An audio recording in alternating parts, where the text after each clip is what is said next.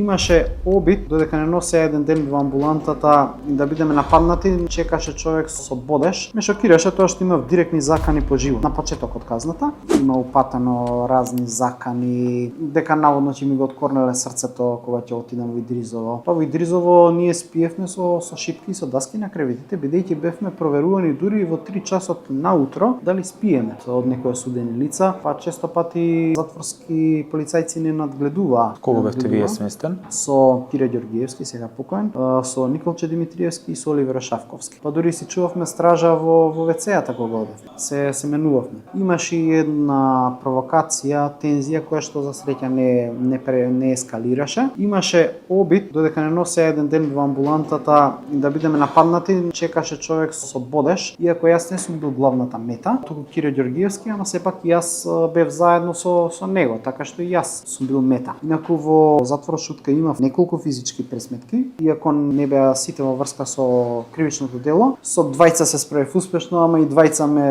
се справија успешно со мене. А зашто настана конфликтите?